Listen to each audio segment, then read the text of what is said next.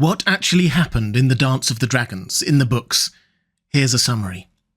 Hi everyone, this is Robert. Welcome to In Deep Geek. If you're new here, welcome. I should probably start out by pointing out that there will be spoilers here for House of the Dragon. Probably. At the time of writing this, we've had Season 1, and although they made some changes from the book, the big picture is broadly the same. But here we're talking about the story in Fire and Blood. As it's an overview, I've left out a lot of detail, but we'll pick up on that in other videos. The Dance of the Dragons was a civil war in Westeros that lasted from 129 to 131 AC, roughly halfway through the Targaryen rule over Westeros. It pitted the extended Targaryen family members and their dragons against each other, and drew in most of the Seven Kingdoms. It marked the end of the height of Targaryen power in the Seven Kingdoms. Afterwards, the era of dragon riders came to an end, and Targaryen power started to slowly wane. The spark for all this was a succession crisis. Who should take over as ruler of the Seven Kingdoms after the death of King Viserys I? During the last few years of Viserys' life, two factions grew up in court. The Blacks were headed up by Rhaenyra, Viserys' daughter by his first wife, who he named as his heir, and the Greens were headed up by Alicent Hightower, Viserys' second wife. She was championing the claim of her eldest son with Viserys, Aegon, who we remember as Aegon II. The rise of these two factions in court led to a whole host of personal grudges between the two sides. The Hand of the King, Otto Hightower, hated Daemon Targaryen, who hated him back. Rhaenyra's children had an ongoing feud with Alicent Hightower's children. Their supporters clashed. It got nasty, and when Viserys died, both sides were prepared to go to war to support their claim. The Greens had the initial advantage because, to start with, only they knew that the king had died. Rhaenyra and her court had largely moved over to Dragonstone by that time. The Greens therefore took a few days to secure King's Landing, try to gather allies, claim the Iron Throne's gold reserves for themselves, and crown their candidate, Aegon II. Rhaenyra, of course, eventually heard about it and had herself crowned queen. What followed was, at first, a bit of a phony war, with both sides sending emissaries to the great and the good in Westeros, trying to get them to support their claim. The outcome, broadly speaking, there are exceptions of course, was that the north and east of Westeros supported the Blacks, the Starks, the Arryns, the Velaryons and so on, and the south and west supported the Greens, the Hightowers, the Lannisters, the Baratheons and so on. Dorne and the Iron Islands largely sat it out, other than a few raids here or there, and some houses did swap sides during the war, some more than once. The first real clash was over trying to secure the support of the Baratheons. Aemond Targaryen of the Greens on Vhagar confronted and killed Lucerys Velaryon of the Blacks on Arrax over Shipbreaker Bay. The retaliation was swift. Two assassins, known only as Blood and Cheese, broke into the Red Keep and killed Prince Jaehaerys Targaryen. Now both sides had a grievance, and the real war could start. Small-scale skirmishes at Duskendale and Rook's Rest near King's Landing turned into a dragon-on-dragon battle. Meleys, Sunfire and Vhagar fought in the skies above Rook's Rest. Rhaenys, the queen who never was, of the Blacks, died along with Meleys, her dragon, and Sunfire along with its rider Aegon II were badly injured. This meant that Aegon's brother Aemond One-Eye, as he was known, took on the role as protector of the realm in Aegon's stead, and it was he who largely led the Greens for the rest of the war. At which point we should probably take a moment to consider the relative strategic strength of the two sides. The Greens, for sure, had started with an advantage. They had King's Landing and the Crown Gold and Vhagar, the dragon ridden by Aemond Targaryen, which was by a long way the largest and fiercest dragon alive at the time. The Blacks, on the other hand, had some good alliances with the Starks, Arryns and so on, but they would take some time to get their forces down south. The Blacks also had a lot more dragons with riders, though these were mostly younger and smaller. What they also had on Dragonstone was a number of bigger, older dragons without riders. So, to try to even the odds a little bit, they set out to find new riders for these dragons. They called on the Dragon Seeds, people who claimed some Valyrian heritage, bastard-born children on Dragonstone and the like, as well as anyone who felt brave enough to try to bond with a dragon. 4 succeeded: Hugh Hammer, Ulf the White, Adam of Hull, and Nettles. So suddenly the Blacks had a lot more dragon riders, albeit untested in battle and with uncertain loyalties. There was a brief intervention at this point by the Triarchy from over in Essos, who launched a fleet to support the Greens, causing some mayhem and a lot of damage to House Velaryon, sacking Spicetown and seriously damaging House Velaryon's navy. Most importantly, they also killed Jacaerys Velaryon, Rhaenyra's eldest son and heir, and captured Viserys, her youngest son, with Daemon, though they didn't tell anyone, so everyone thought he must have also died. All in all, a big blow for Team Black, but it was probably still a Pyrrhic victory for the Greens because the Dragon Seeds got their first taste of battle. The Blacks now had a lot more dragons and dragon riders, and the fleet of the Greens' associate allies was mostly destroyed. Essos played no further role in this war. What were the Greens to do to counter this sudden shift in the balance of power?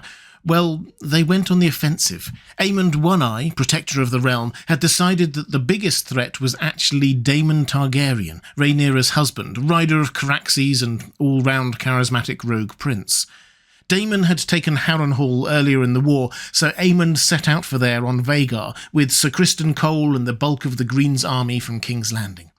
We should probably briefly name-check here the biggest and bloodiest battle of the entire war, when the Lannister army took on the combined Northern and Riverlands force to the west of the God's Eye Lake, resulting in many, many deaths in the battle called the Fish Feed. But in true George R. R. Martin style, all that slaughter actually didn't make much difference. The war carried on regardless around them. But Aemond and Criston Cole arrived at Harrenhal to find that Daemon had already abandoned it. At which point, Team Black swung into action. Vhagar was gone from King's Landing, and the bulk of the Greens' army was now at Harrenhal. King's Landing was vulnerable. They descended on the capital with everything they could muster, and took it in a day. Rhaenyra took the Iron Throne and held it for 6 months, but, well, her rule was expunged from history by the Maesters. It happened, but if you looked at the list of Targaryen monarchs years later, you wouldn't know it. King Aegon II was spirited out of King's Landing just in time by Larys Strong, so the Greens still had their king, but no one knew where he was, and Alicent Hightower was now locked up in the Red Keep. Anyway, this was the high point for Team Black. They capped their triumphant capture of King's Landing by destroying Sir Criston Cole's army, which was rather belatedly trying to get back to King's Landing after the debacle at Harrenhal. That left just 2 hopes for the Greens. Prince Aemond on Vhagar, who was ravaging his way across the Riverlands, trying to tempt some of the Blacks out to attack him, and the Hightower army that was slowly making its way towards King's Landing from Old Town. This advance by the Hightowers through the Reach was hugely costly to both sides. After plenty of skirmishes and the death of Prince Maelor Targaryen, it finally ground to a halt at Tumbleton, an otherwise unremarkable town. The Blacks sent a force against them led by 2 of the Dragon Seeds, Ulf the White and Hugh Hammer, on their dragons. Those 2 Dragon Seeds then both turned coats and declared for the Greens. But Hugh Hammer soon declared that he wanted to be king himself, and Ulf spent most of his time drunk. When Adam Velaryon arrived on his dragon, fresh from a mysterious visit to the Isle of Faces, the destruction was complete. Adam Velaryon himself died, as did 2 dragons, Hugh the Hammer and Prince Daeron Targaryen. Ulf the White was poisoned, with Lord Hightower dying the same way, and the Hightower army, already in disarray, just headed back to Old Town. Meanwhile, important things were happening elsewhere, too. Daemon Targaryen, Rhaenyra's husband, finally accepted Aemond's challenge to fighting on dragons. Rhaenyra and Alicent may have been the figureheads of the Greens and the Blacks, but these 2, Daemon and Aemond, were perhaps the most charismatic figures on each side, and their dragons, Caraxes and Vhagar, were large and fierce. There was a titanic battle between them over the God's Eye Lake, and they all died, humans and dragons. Well, Daemon's body was never found, but he surely could not have survived the fall. By which point, you've probably noticed the biggest theme that runs through this whole conflict, that it isn't a matter of one side slowly winning the war. Both sides were losing. Dragons, Targaryens, armies, innocent civilians were all dying, and neither side was any closer to being able to claim victory. Rhaenyra was sat on the Iron Throne, but things in King's Landing were far from good. When Ulf White and Hugh the Hammer betrayed her, she decided the other 2 dragon seeds also couldn't be trusted and tried to have them arrested or killed. Nettles escaped off into the Mountains of the Moon and played no more part in the war, and Adam Velaryon escaped when warned by Corlys Velaryon, but as we saw a moment ago, only got as far as Tumbleton before he too died.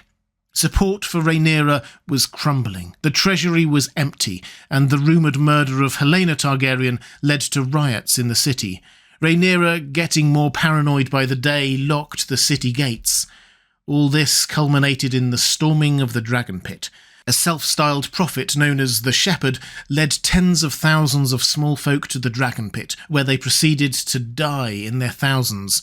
But 5 dragons were killed too, and Joffrey, her youngest son from her first marriage. With every vestige of authority gone, Rhaenyra was forced to leave King's Landing with Aegon, her sole remaining child, being turned away in town after town until she finally reached Dragonstone. And there she found that this was where Aegon II had gone when she had captured King's Landing 6 months earlier, and he had taken control of the castle. Rhaenyra was fed to Aegon's dragon, and Aegon plotted his triumphant return to King's Landing. The Greens thought that they had finally won. King's Landing, though, was in disarray. No one ruled it, or rather 3 different people claimed to. The shepherd from the Dragon Pit atop Rhaenys' Hill, a squire named Trystane Truefire sat in the Red Keep, claiming to be an illegitimate son of King Viserys, whose death had started all this, and Gaiman Palehair, a 4-year-old sex worker's son who, it was claimed, was Aegon II's illegitimate son, and ruled from Visenya's Hill. This confusion lasted a month before Lord Baratheon restored some control on behalf of Aegon II. Yes, the Baratheons had finally decided to join the war. There was still time for one last twist, though. The Baratheon army was forced to head out into the field to meet the Lads, a Riverlands army who would soon be joined by a northern army led by Cregan Stark that had been called much earlier by Rhaenyra when she was still alive, but had only just made it all the way down south. The Baratheons were routed, and King's Landing was defenceless. Aegon II was counselled to surrender, but instead refused, and was found mysteriously poisoned later that day. Aegon III, Rhaenyra's 10-year-old son, was crowned king, and promptly married to Jaehaera Targaryen, the daughter of his rival and predecessor Aegon II, in a bid to unite the warring sides. And that was about that.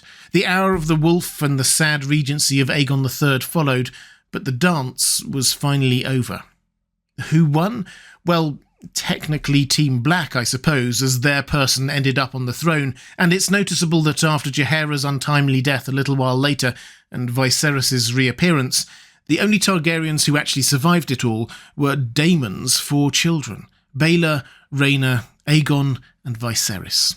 But really, the answer is no one won. Everyone lost. The Targaryen family was decimated and weakened. 20 dragons had been alive at the start, and only 4 at the end, and they would all die out within a few more years.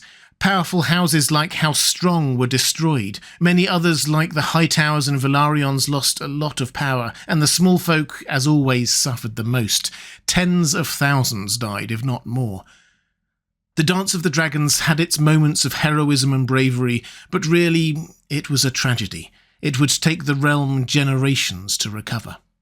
I'll be doing many more videos about the Dance of the Dragons and House of the Dragon during the season, both here on this channel, there's a link to those videos on the left of your screen, and for live streams and shorter content on my second channel, IDG Live. That's the link in the middle of your screen. I hope to see you there. That's all for this time. Thanks for watching. I'll see you again soon.